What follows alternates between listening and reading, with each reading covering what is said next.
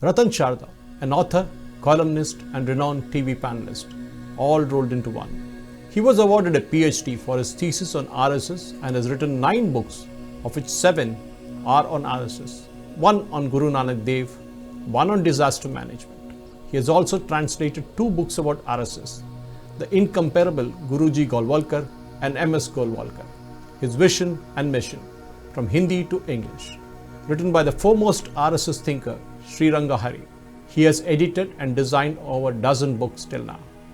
His most popular books on RSS are RSS 360 Degree, Sangh and Swaraj, RSS, Evolution from an Organization to a Movement, Professor Radhenjit Singh Ki Jeevan Yatra and Conflict Resolution, the RSS Way.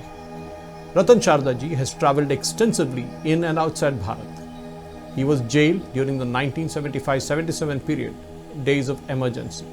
He was an ERP consultant for over 2 decades, in addition to his varied industrial experience of 20 years. He was the founder secretary of the Vishwa Kendra, the Center for International Studies in Mumbai, for 8 years.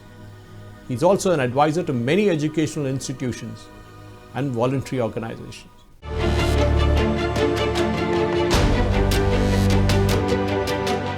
Welcome to Nationalist Hub, Sri Ratan Sharda ji.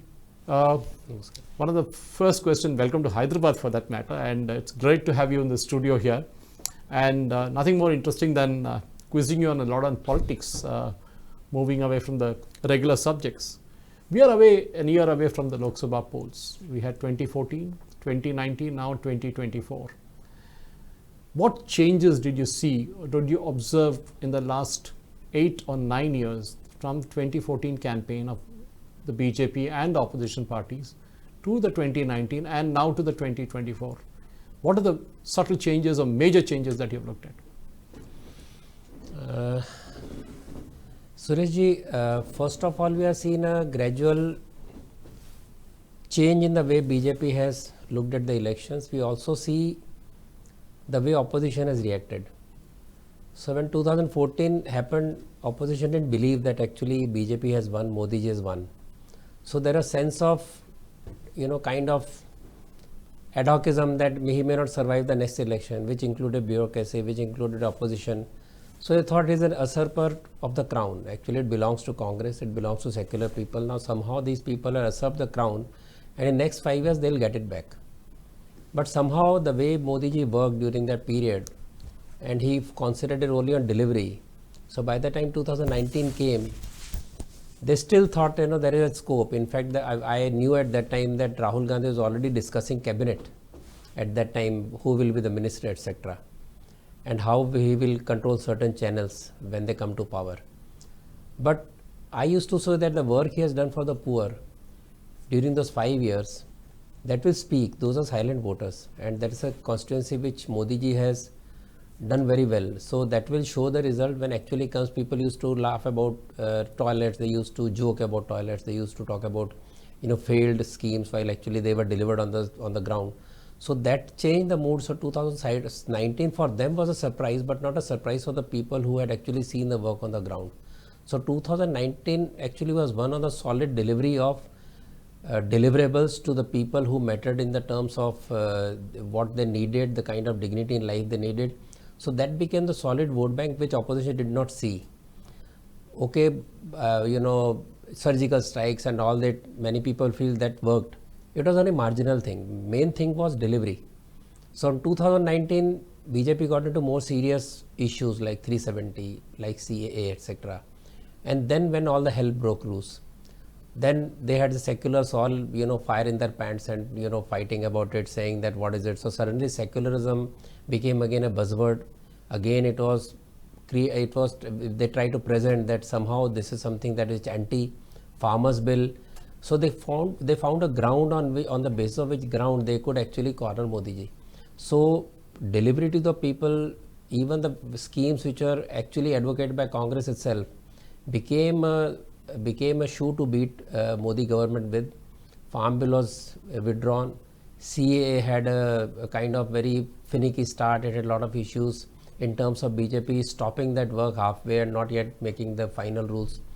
But somehow the approach was very subversive, very disturbing, and also Somehow the anti-Modism has become anti-national in many manners. This message has also gone home. But the typical agenda of BJP was, which was there for last 30 years, that came up in 2019. So now the battlefield is that somehow now since Modi has solidified his position, BJP has become a solid force, it is no more a temporary phenomenon. Now there is a sense of desperation in the opposition. So any kind of permutation combination, anything to disturb any policy decision. So if you look at entire 8-year period, you will find that no policy of Modi was ever supported by any opposition party. While at the same time, if you look at PV Narasimha's time, BJP also supported policies of Narasimha Rao when he was in minority, which benefited the country. Now the difference between supporting the positive policies, even if they are from the ruling party and you are an opposition party, vis-a-vis fighting every policy, every project till its dead end, is what is a major change that people will witness when they actually think about it. That I think is the difference between 2014 and 2019. In fact, that's exactly the point I was coming to, because when you look at 2024 as a next pit stop for the Lok Sabha elections, the major political parties, I mean, be it Congress, be it Samajwadi Party, be it Mayawati's BSP, be it Mamata Banerjee, and out here Sharad Pawar, Uddhav Thackeray, and others. What is the things that has changed in them? For example, Mayawati has gone into a shell. She says she won't really now be big time into politics. Possibly she's made her money. She's done that and dusted. Mamata Banerjee says she'll not contest with anybody. Sharad Pawar has his own issues. When you look at the totality of the opposition, even though they are all standing today on one side and saying we will take on Modi in 2024, what really has changed between themselves also? See, opposition was never united. They hold hands together and all that, but actually there is so much of competition between themselves. Reason is that everybody believes he or she has a chance to become a leader because Devegowda could become a leader, because Mr. Gujral could become a leader. So that model of having a weak party at the center with a lot of supporting caste who will ultimately be made a PM. So even a person with 30 MPs believes he or she can become PM. To get that 30-40 PM share, they have to show they are the leaders. So that is the reason there is huge competition in that opposition space where everybody believes he or she is the PM material. So for that reason they cannot come together. They cannot accept Rahul Gandhi, because Rahul Gandhi as a policy of opposition should have been the face, because that is the face of Congress, which has the biggest chunk of opposition votes. But Rahul Gandhi is a liability today. So they cannot make him the face of opposition. At the same time there is ego. So as all the leaders are at an age where they feel that if they lose this election, there will be no chance to become the PM. So all of them are very desperate. So for that reason they cannot come together. That false sense of ego, that false sense of that I am a national leader. All said and Mamata Banerjee remains a Bengali leader because of very personality, because the way she behaves with people outside Bengal. And if you look at Mayawati, she's gone, as you rightly said, which is opposition at Nitish Kumar. He is baseless now. He has lost Bihar base to his younger protege, and at the same time he has no standing in the national politics. So this very shallow kind of thinking of opposition doesn't work. Probably they'll go for independent fight and then come together, like earlier alliance governments. That is the only option for them, because Arvind Kejriwal is also not going to join anybody, because he has his own ambitions. He is looking at 2029 as the main opposition pole. So he will try to get a bunch of seats, whether he succeeds or not, different issue. But if he believes if he gets 30-35 seats, he will be in the contention, because by that time these will be old leaders. He is a young leader. He has created some kind of idea that he is the right opposition alternative. By 2029 he wants to become that face. So 2024 I see no hope actually for the opposition, because there is too much of ego tussle. There is no ideological tussle, because nobody has ideology of the people. They have no common agenda.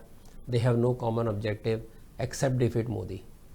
So for that reason I believe 2024 is something that opposition will find very tough to negotiate, because if you look at the way scenario is changing, Communist Party is no more strong in Bengal, no more in Tripura, in Kerala now as the alternate swing comes, they will lose the elections there also. So what are they looking for? What is the total possibility of opposition? Okay, BJP might lose some seats where it is scored very well, but the way they are expanding to new areas, they will cover it up. So I see no hope in 2024. So the young leaders are looking at 2029, I would say, like this guy, Arvind Kejriwal. So that is what the scenario to me looks today. But there are two chief ministers who actually are on the sidelines but don't make much noise. One is Y.S. Jagan from Andhra Pradesh and of course Naveen Patnaik from Odisha. These are two chief ministers who really don't come onto the national scene, are not splashed on the television sets. You don't see them often making statements or even tweeting. Do you think these two people, in a scenario maybe 2029 or even beyond that, they will start becoming a face which can be, with Modi or without Modi, they can be also there in a future scenario? I'm not talking of 24, maybe down the line. They both are young, by the way, technically. Frankly speaking, I don't see that, because Naveen Patnaik is no more young. He has some health issues, as you already know, and he is content with his position. He could have dabbled with this even in 2024, 2019. He has solid chunk of votes, solid chunk of seats, but is not into the game. He is happy where he is. You can make it. He is very smart. He knows that by getting into national scene, lose some base in Odisha also. Today there is kind of silent understanding that okay, if state goes to Naveen, it's fine. If the center goes to BJP, it's fine. So why would Naveen upset that apple cart? I see no reason. And as I said, also because of health reasons.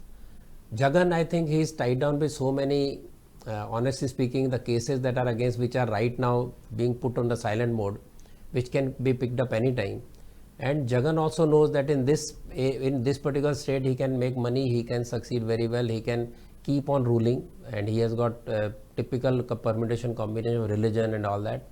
So I don't think he will risk his career, because if he risks the career, then there are so many things that Pandora's box can open. In state you will find suddenly ferocious BJP fighting with them. The leaders who are silent today may become very vocal. So I don't think he will risk getting into national politics. Those from Andhra tried, they have big grief on their head. We know Chandrababu Naidu, what happened to him. Correct. Earlier leaders also, none of them succeeded. Because they have typical regional image.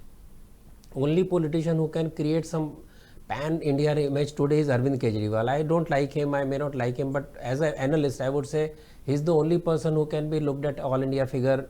If not now, another 5 years. He may not win seats, but he is recognizable, a person who is not identified with certain region, with certain ideas, or with certain very negative, ideologies. Okay, he has been able to cover the tracks well, but as of now, which leader you can say which will be identified by others as something who can stand up to Modi? There Rahul Gandhi, he has blown his chances, and of course because he is alternative, because Congress is an alternative in a way even now for the people who don't like BJP. But Rahul Gandhi is not that person. So that's why he doesn't win elections. So then who is left? So all these names you take have no all India presence, no all India personality around them. That is the biggest drawback. I think that's what even Kejriwal does. Basically, he tries to contest elections in states where he has absolutely no hope, in a measure to bring in and say, I did contest Goa, I did contest other states, but okay, you didn't win anything. But coming down to the election that is now coming up in the next 1 month, Karnataka, very interesting state. The last minute shift or strategy by BJP to take away the 4% reservation for Muslims and give it to Vakaligas and the Lingayats, will that upset the calculations of Congress, or do you think still there will be a nail-biting finish there? See, honestly, till Congress sorts its house between Shivakumar and Siddaramaiah, BJP has chance, and I don't think they will be able to sort out the differences. And it's as far as Congress is concerned, it's a regional party for Karnataka, because no national leader has any say there, and if they say, they will spoil the chances of Congress. So only one left is these two people. If they still are house divided, then BJP has a chance. To my mind, image of BJP is very poor, rather poor at that time. During these elections, it's only affection for Modi. It is the work done on infrastructure and on various fronts by Modi government and push through this government that may rescue them. Or finally speaking, Congress, the way it is handling communal issues, the way it is trying to polarize, whether it's hijab issue, whether it's many other issues. So by playing that card of caste and of Muslim appeasement, that will go in favor of BJP. BJP also will use the same card. So if they use the same card, it is better for BJP. On other fronts, BJP may not be able to respond. But on this, they have to do no homework, and Congress is playing that card very happily, not knowing that ultimately is going to hurt them. In fact, the biggest opposition party we have not come to yet, I mean bigger than Congress, which is the And judiciary. another puzzle in Karnataka is how poorly JDS will perform or how well it will perform. That's true. And then with the kind of opinion polls coming up, and despite all the negativity that we feel about BJP government's performance, so that typical problem of a very small party, hijacking the agenda, that is the only risk. So if BJP has found an answer to that, then BJP will sail through. Yeah, just like another Goa will happen there also. I don't know, but this is actually this particular party is what it does not allow you to predict easily even after election what happens. Yeah, that's right. In fact, the biggest opposition party, I was just coming to that before, it's not Congress, it's not others, it is the judiciary now. Over the last few years, especially since Modi government came in, the collegium system set in. Judges seem to think that they are the God incarnate, they can decide what they want. Constitution doesn't really matter. Constitution matters only when it wants to them. Of course, collegium is never there in the Constitution in the first place, but still they claim it is there because there was a constitutional bench which decided that.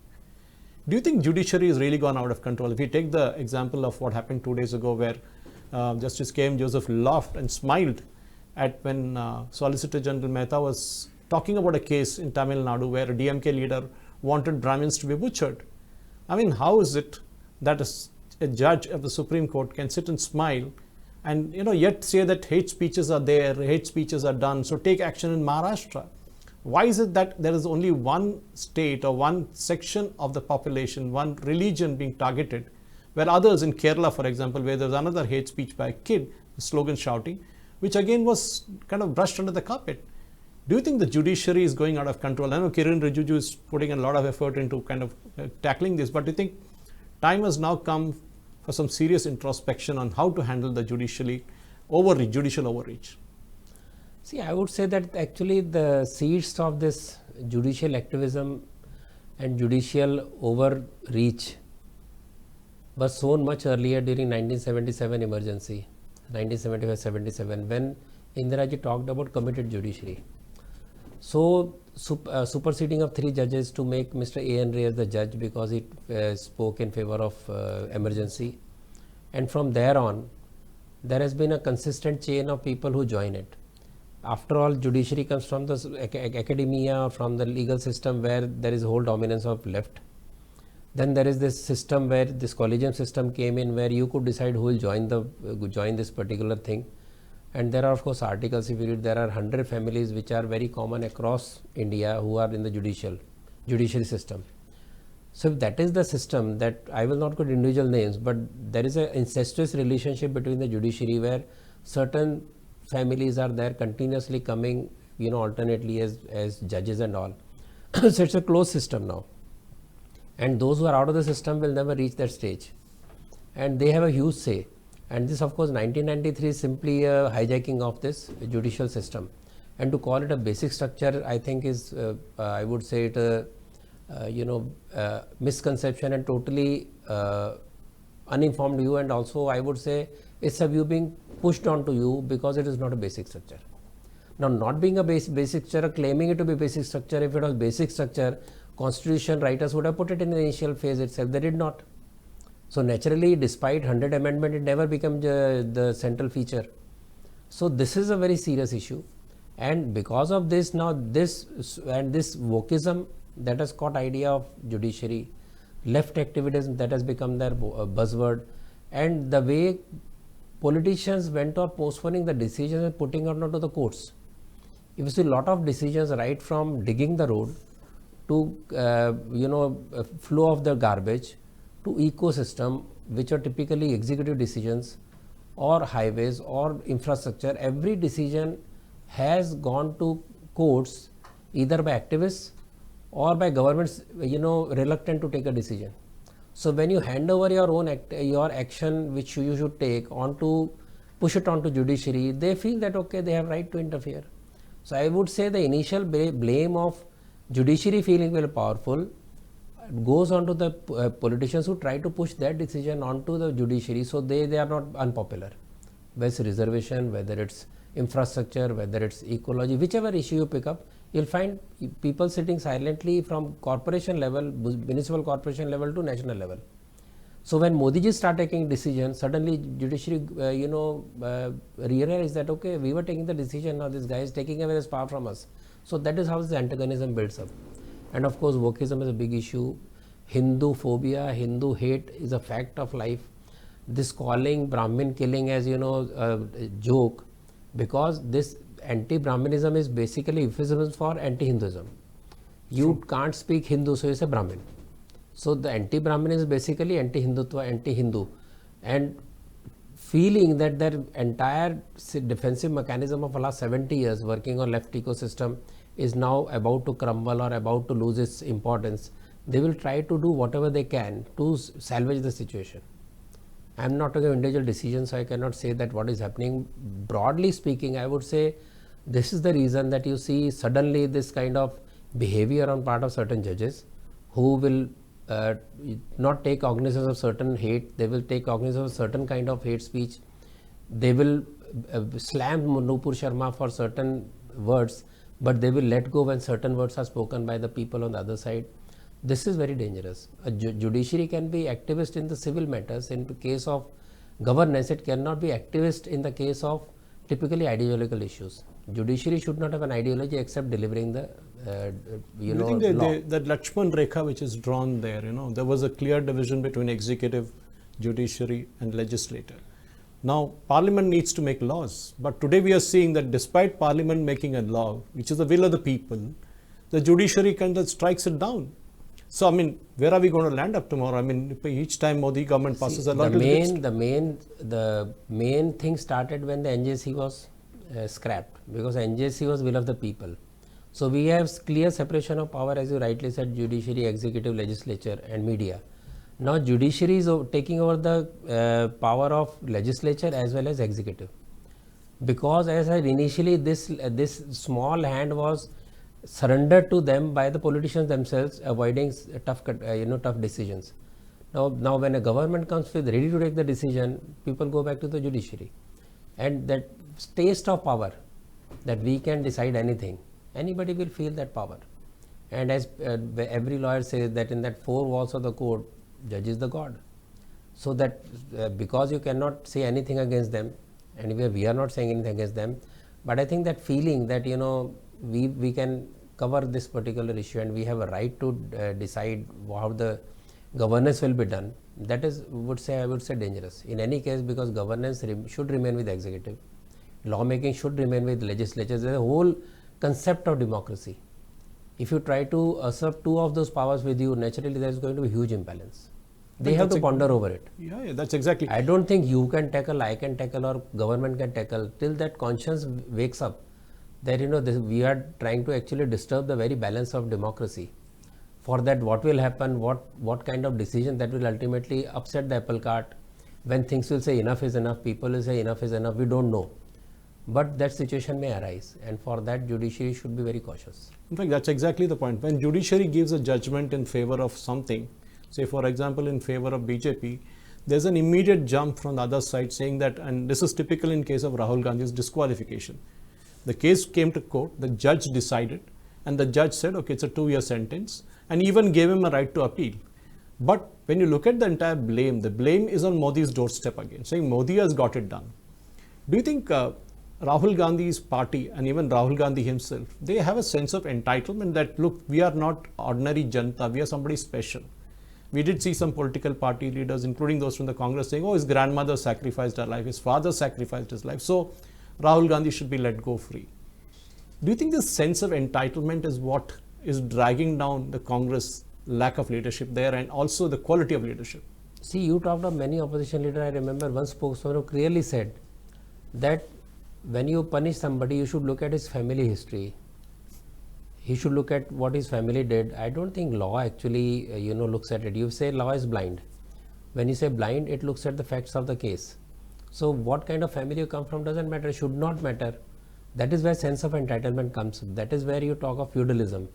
This typical feudal approach of Congress that is pulled down it for so long.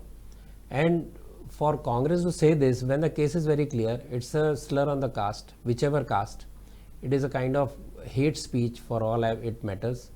and court has taken a decision.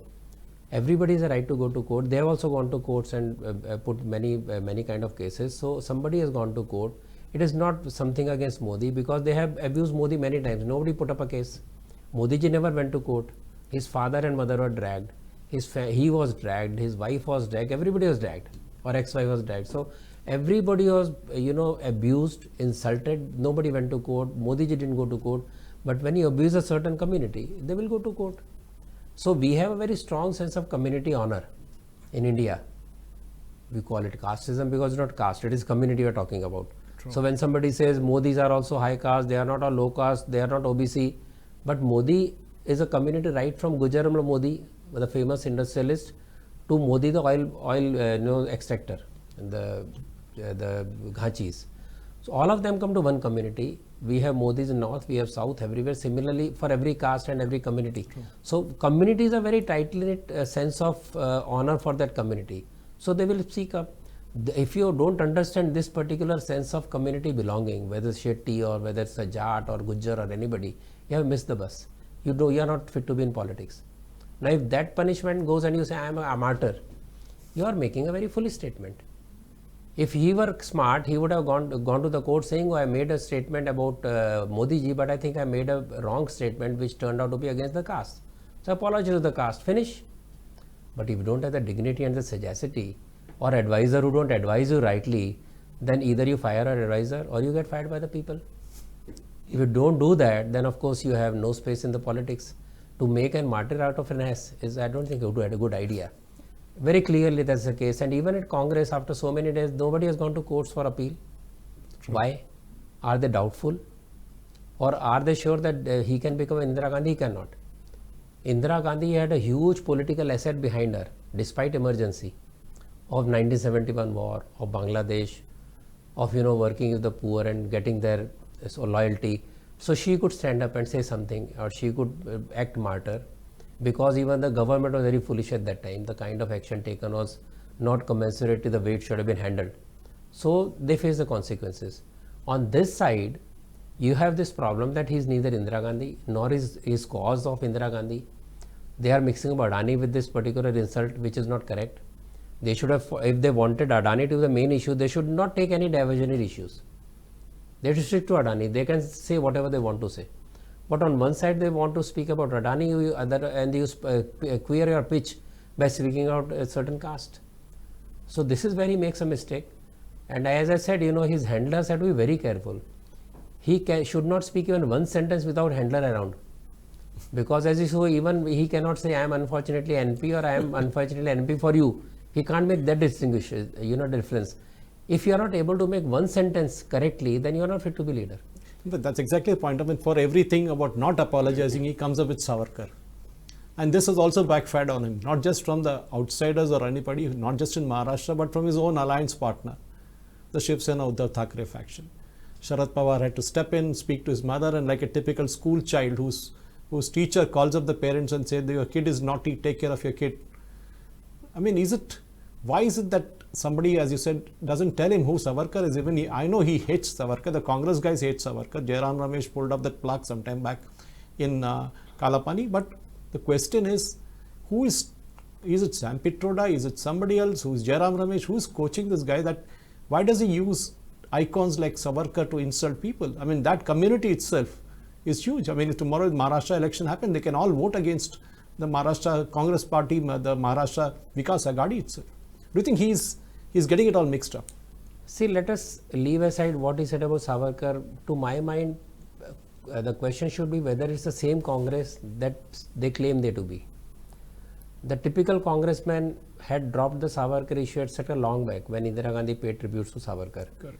Nobody ever picked up the topic. Rahul Gandhi started picking up the topic because his advisors are from JNU. Her advisors are those who have no link, they have no traditional Congress background, who have no idea about what Congress was built, and who have been taught by the Marxist historians what history is.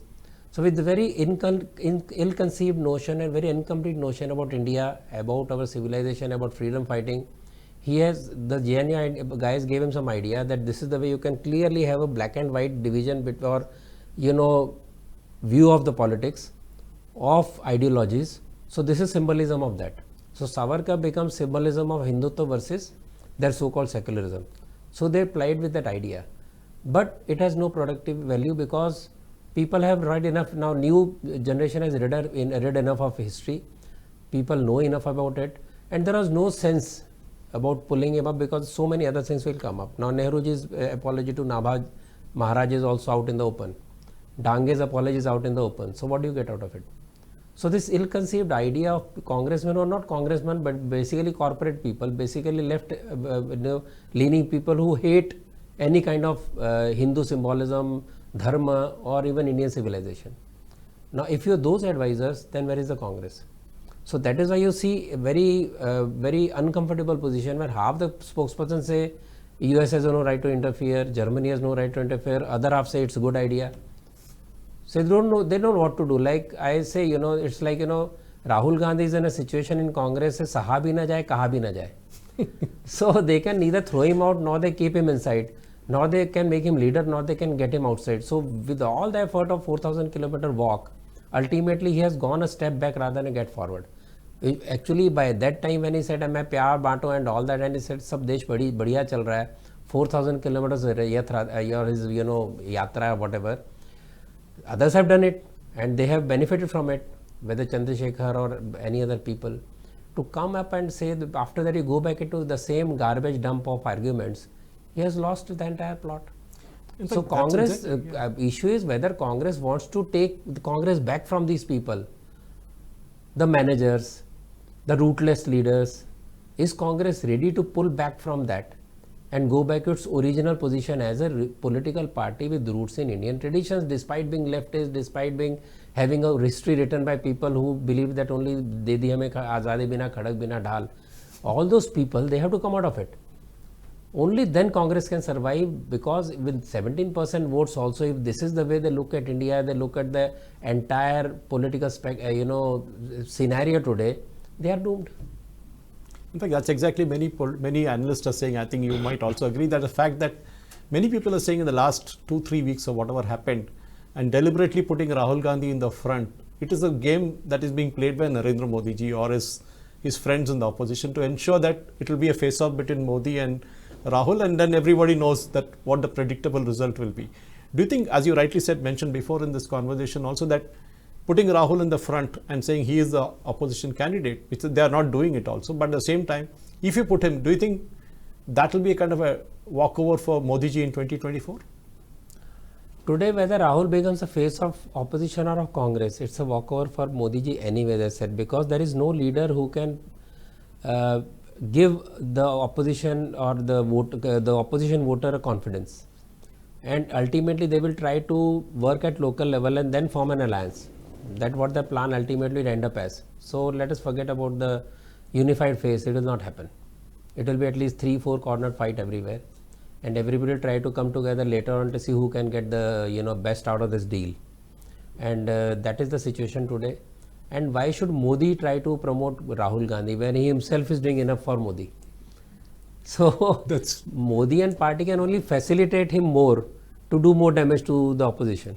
They don't need to actually manage him. They can just let him loose, and so he can create he can do damage, enough damage to the Congress and the opposition. In fact, one of the accusations, if you move away from the element which said BJP is a Hindu party, but when you talk to certain hardcore Hindus, they're saying BJP ने कुछ किया नहीं है हिंदुओं के लिए. This is a common accusation against it. There are no specifics mentioned, but they say, oh, BJP should have done a lot more for Hindus, and that is what BJP is not doing, despite being a Hindu party, so to speak of. Where do you think this logic, does it really work? See, I had a YouTube conversation with one gentleman just about 4 days back, and he raised all these questions. It was it wanted to be 45-minute, ended 1.5 hour discussion, lot of question answers. So there are two kinds of people today who are going against BJP. One is that, let us understand that anger of Hindus about being given a raw deal has woken up since 2014. They have woken to the fact that they have been fooled enough. So there is a sense of anger, subdued anger, that we have been fooled by secularists, and so you expect Modi ji or BJP to deliver everything on the platter within 5 years. It doesn't happen in 5 years, it doesn't happen in 8 years the way they expect it to happen. But as a governing party, it has got its own, priorities, where these things also fall into place. Now, suppose Modi had not come, for example, or BJP had not come. So, would Ram Mandir have been made?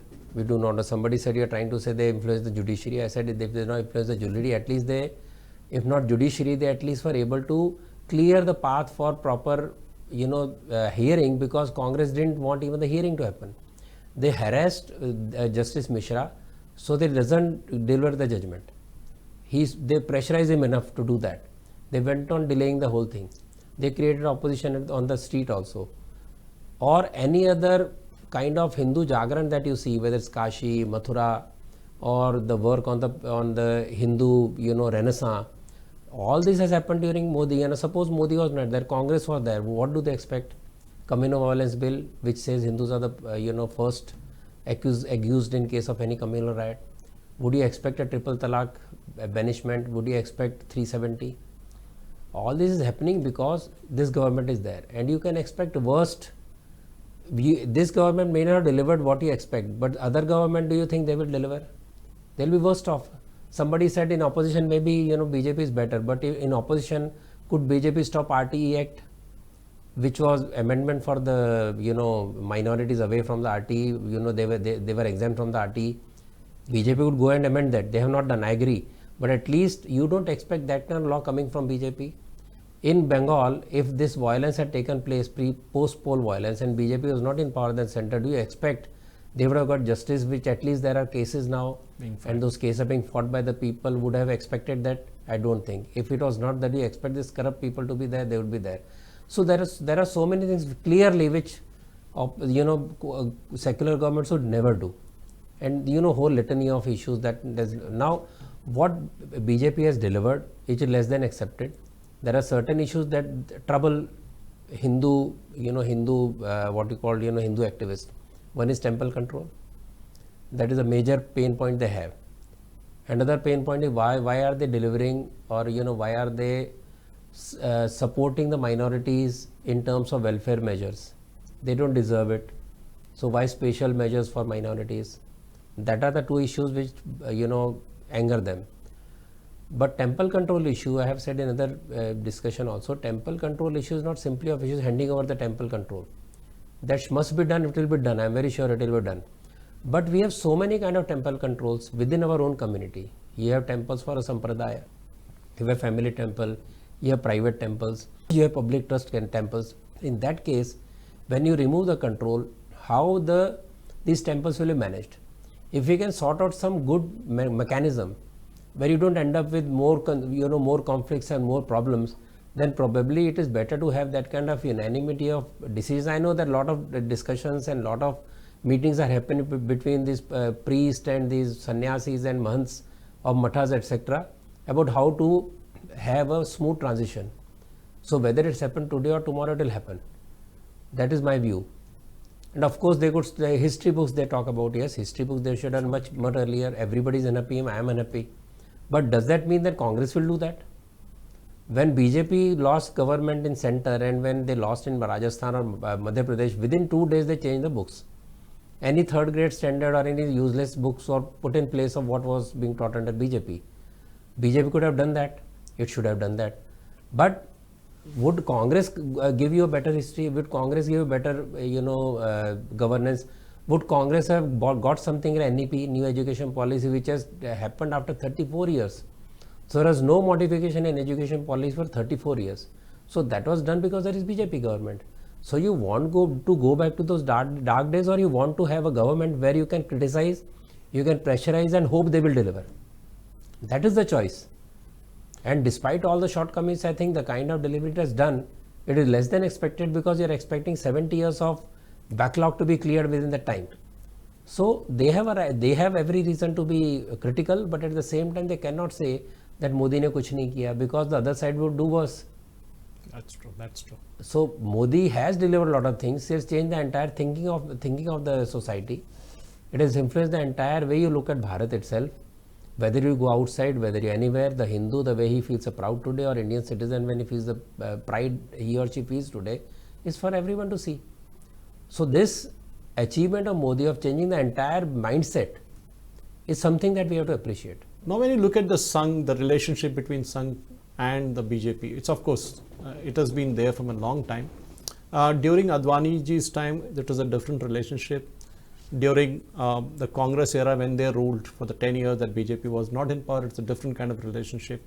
Once Modi ji came back to power, there was a different kind of networking with the Sangh. Of course, they work very closely with the Sangh. How this change has been in the last 20 years of in and out and again in power? I would say that relations have not really changed, in the sense that RSS remains wedded to other work that it does. For it, out of so many dimensions, politics happens to be one of the dimensions. But seeing as a close collaborator of the power, as BJP comes to power, RSS liability increases. That people expect it to rule the government, which it will not and should not. It should remain outside, because when you start believing that you can control the governments, you can make government do what you want to do, you have lost the plot. Ultimately it will hurt you and your cause also. So they can only express the opinion like others, and being close to them, their opinion should be respected or should be as far as possible heard. But that does not mean they should do the backseat driving. That will be against the very democratic norm, and it will also destroy this kind of very special relationship which is built on the trust of the Swayamsevaks who are working in BJP or those who are not working in BJP. Yes, they have a better approach now to convey their message. A lot of things have been not done because RSS objected to it. Even NEP was redone because RSS thought that it was not enough thought had gone into NEP. Similarly, as I said, we talked about discussions between acharyas about temple control, or many other matters, Swadeshi issues, Atmanirbharta, etc., which Modi ji has adopted now, which comes basically from Swadeshi stance, which is again RSS platform. And so liability comes because people expect RSS to deliver, not BJP. So when I come on a platform, I am supposed to respond to problems about BJP, which is not my job. As a friend, I can criticize. I cannot give up my independence to get right into governance. So because there are so many other dimensions that I work on, if that is the issue, then you cannot ask. But I cannot help people from putting the liability on RSS, because that is the situation which is there. So RSS has to be also very cautious that when it is expected to answer for BJP, how does it take care that it doesn't end up as defending BJP or totally avoiding any answer to questions that arise out of BJP's governance. It's a very tricky situation. But one has to keep hands off. One cannot be part of the government or trying to believe that they know better than the government. BJP has to get elected again. RSS doesn't have to. But this liability of supporting a party and that party being in power, so liability in the sense that people expect you to be answerable. So how to handle that is a tricky situation, but that is a compulsion of the times. So I cannot really say that how it should be handled. It is being handled well, I think, and they have to respect each other, and they have to realize that people who got them to power, and these are the people required to again come back to power. In fact, the social media, electronic media doesn't win you elections. Correct. Like Modi ji himself correctly said just 2-3 days back that we are not born in TV channel studios and we are not born on YouTubes. It's correct. It is a worker on the field, whether BJP cadre or RSS cadre. See, earlier BJP had no cadre. It was in the earlier days. Then there was some cadre of BJP and there was RSS there to support. Then slowly, as expected, BJP had to create its cadre. They created their cadre. But still the cooperation exists. But BJP is not anymore totally, dependent on RSS cadre, nor is RSS cadre really keen to become a political arm of BJP. They have their, their own views. This is the scenarios currently. So how it will, evolve over a period of time, we don't know. But as far as I am concerned, there should be a safe distance between the two. In fact, that's exactly why I asked you the question, was every time either Rahul Gandhi or the communists blame BJP, instead of blaming BJP, they finally say that it is the RSS that we are opposing. They never take the name of BJP. They do take it, but the blame always is Sangh Parivar ke liye kar raha hai, RSS ka mandate chala rahe and all that. But that is a this hyphenation of BJP, RSS is very clever ploy. So they know that the ideological fountain is RSS, but by hyphenating it, they try to put the blame on RSS. And there are people who are actually critical of RSS because they are critical of BJP, but they are very clever. They will not criticize BJP. they will criticize RSS, so tomorrow they may get some fruits of voice from the BJP. So claiming to be Hindutvawadis, claiming to be very concerned about this government, they will say Modi ji is very good, but RSS is to blame. But they will not criticize BJP because tomorrow they might find some fruits there, which RSS may not give because they have no fruits to offer. So this is a very some trick that many people play, that they play both the sides. In fact, just taking the conversation of as we come to the last part of the discussion is India's image in the world. Of course, after Modi ji came in, we saw a whole host of difference, be it striking a deal with Russia to get oil during the Ukraine crisis, to bringing back students from different parts of different countries where they were stuck, to major other issues, even in international conferences and now G20. And with a foreign minister like Mr. Jaishankar, who's very clear about what he delivers, do you think Modi government is not just playing a game at home, it's also creating an image abroad for India, so that tomorrow, India is not just seen as another snake charmers and elephant world, but we are a world totally different from what it was earlier? Now this brings me to two issues. One is, you realize why there is always opposition, there is always effort to create chaos in India, because they don't, the enemies of India don't want India to be seen as a power. In that collaboration, people from India also help them, who are either on the payroll of those people or ideologically committed to India, which they don't see as a nation. So then you see the axis between these forces, and every decision taken by Modi to be criticized or chaos on the streets, whether it's farmer bill, whether it's CA, etc., because they want to spoil the image of India as a power. So they say it's not a normal country. So for that, they will use Soros, they will use Omidyar network, etc., etc. They will get scholarship, fellowship, whatever, the kind of rewards they get, So this is one thing why opposition is there. Now, despite this, India is rising. Historically, it is time to rise. The cycle of time demands that India will rise to the occasion. Luckily, we have a leader who is able to harness that particular position. And today, what we see is a very firm, true non-alignment. Because as RSS, BJP kept on saying, and many international affairs people tell you, that there are no permanent friends and enemies in international diplomacy. There are only self-interest. When we as a weak country try to tom-tom about our ideological commitment to free world, this, that, justice, etc., when we had no leg to stand on, when we had no strength to put that thing in action, where we actually kowtow to the Russian and Russian line, but we claim to be neutral, so nobody trusted us. So we were in a situation where we had no image, we had no standing, and we had a non-alignment of the weak, where you cannot take sides because you are weak. You take sides, but you claim you are not taking sides. So that put India in a very enviable position of not being trusted by anybody. Now what has happened, that with its own standing, with its own strength, now it is able to stand up and say what it wants. Very unabashedly saying what is self-interest, at the same time, self-interest which doesn't go against the global good. So when people talk about climate control, within a few months, Modi ji raises a solar alliance. I think that is one of the crowning glories of Modi government, when it was able to create a solar alliance of 23 or 25 countries, when people are just talking climate control, when people are having 5-star, gossip sessions in Davos, he ended up with this idea. And so many other world alliances. So when you talk of, for example, Ukraine war, talking of resource crunch and all, or whether it's talking about the weather, etc., they said, this is my reason, this is why I do it, and you have a right to interfere, and this is my self-interest, I am doing it, but I am not against this or against in favor of somebody. This strength has strengthened the entire global south. Very important thing that has happened, Modi has gone all out to woo global south. He has openly said that if UN doesn't act, then it is irrelevant. Now, making this kind of statement requires a lot of guts. When you have tie-up with rupee payment, ruble payment, or an alternative payment arrangement, that's requires a lot of gut. A faith in your country that we on our own can stand up, even if there are sanctions, even if there are huge repercussions, what they claim they could pressurize, they cannot.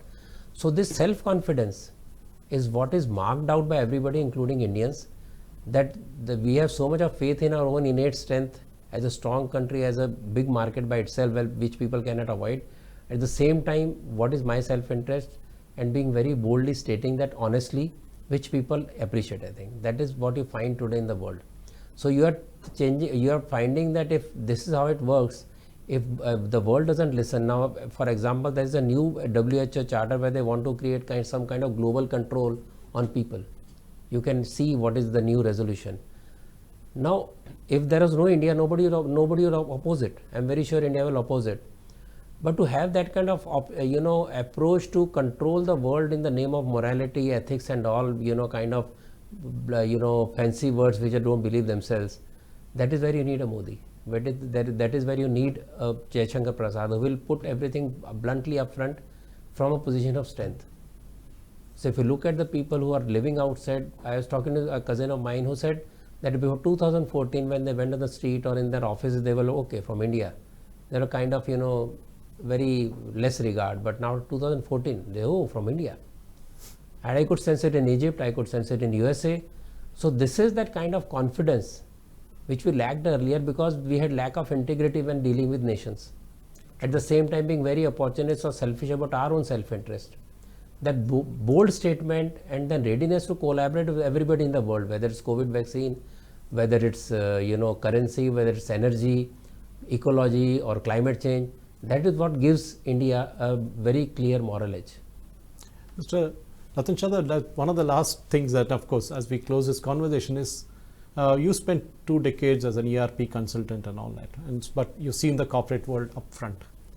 But when you look at writing books, that's a different ballgame altogether. Now you have written almost about something like 9 books, and 7 of them are on RSS, which is very rare because you have people who write one-off books on RSS and then but you are in depth to it, you know it very up and close as to what the Sangh is all about. Do you think the writing bug caught you by surprise, or you decided that at some point in time you would move away from the corporate world, be a TV panelist, columnist, and also write books? Not at all. I believe in destiny. I mean, in the sense that I never planned it. I was a humble RSS karyakarta working in the field, never out in the public, etc. But then what bugged me all the time as a young karyakarta who had not typically, also, looking at the world around, that why RSS was not taken, given the rightful place. Why RSS viewpoints are not heard. When RSS does something good, why it is not known. And why RSS has been continuously abused. So we need to tell people about RSS. What it truly is, because there was an article when Mohan Bhagwat became Sarsang Chalak, where Times of India gave a heading that Mohan Bhagwat becomes a Sarsang Chalak, despite RSS being a secretive organization, something like that. So till that time I used to write article for my own fun, would distribute within friends, etc. So before that I had done some editing also I think by that time I had edited about 10 books of my friends. So there was this typical linguistic flair I had, typical urge to do this kind of work, and so I was there already in the editing part and writing articles. So when this came, I wrote an article, what is secret about RSS? That led to my first book, Secrets of RSS. So everybody appreciated. So I thought we need to tell people what is RSS. So I started writing at the age of somewhere around 50, 54, I don't remember exactly. I was already knee-deep busy in my business, consultancy and also RSS work, etc. During that time I was less active in RSS, so I had some time at that time. I could keep a little distance from RSS and view it in an objective manner, and so I decided to write. So this, then when it happened, then you say you want to tell more, people tell more about it, then you need to tell the story about what RSS does. So I wanted to talk to the people who doesn't know RSS. So my books were not for RSS, it was meant for people outside our RSS. So with that idea I went to publishers who are not typically RSS publishing houses, because I didn't want RSS people to talk about RSS. They know about it better than me. So that is how that writing happened. Then it went on and on, because I thought I can cover more dimensions, I can do more things.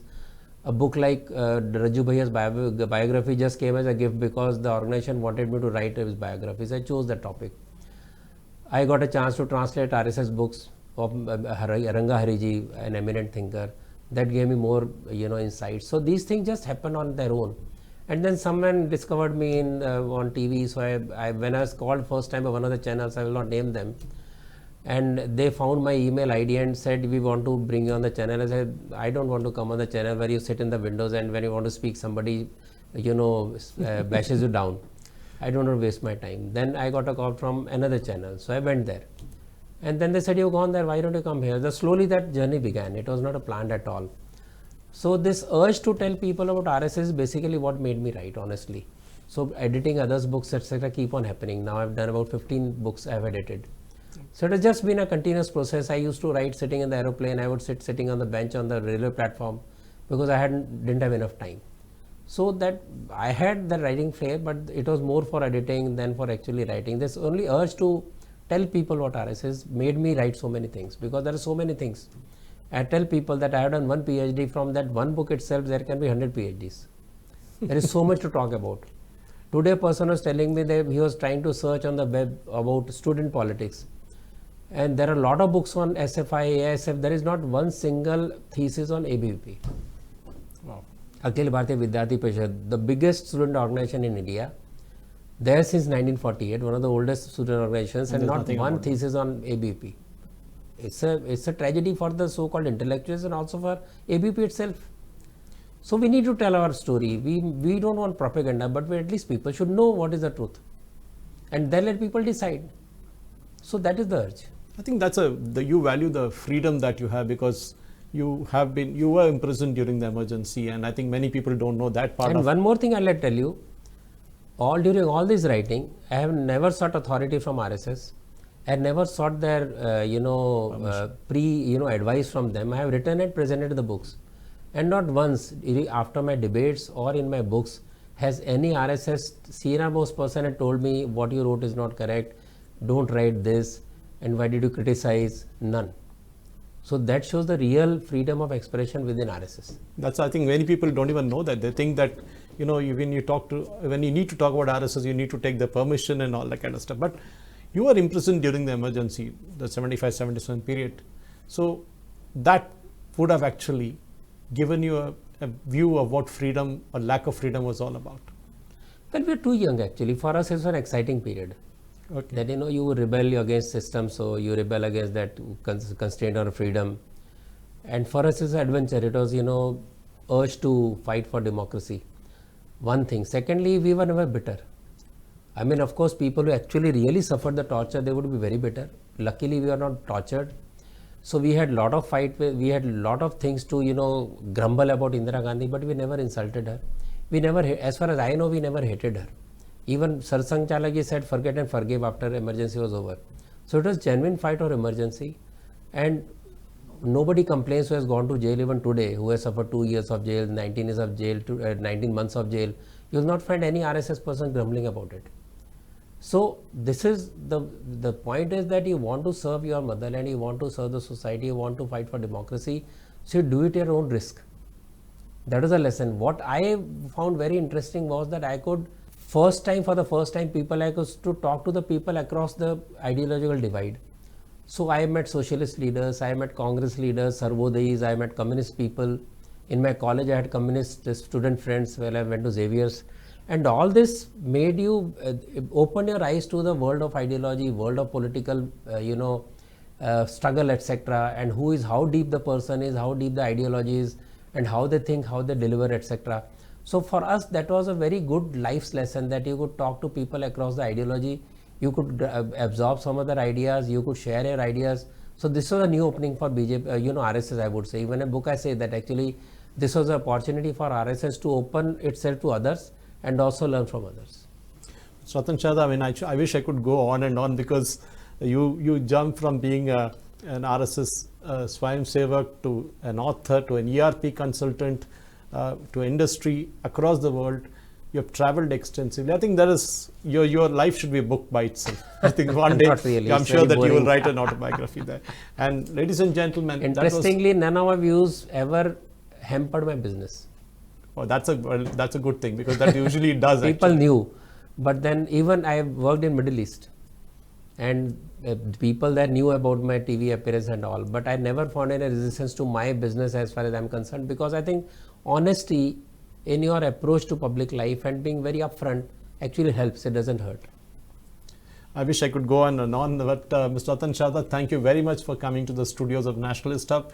Ladies and gentlemen, author, columnist, writer, ERP consultant, RSS Ideologue, I would call him also, Ratan Sharda ji wears many hats. And today he spoke to us in this hour-long conversation about various facets of his life. Thank you for watching.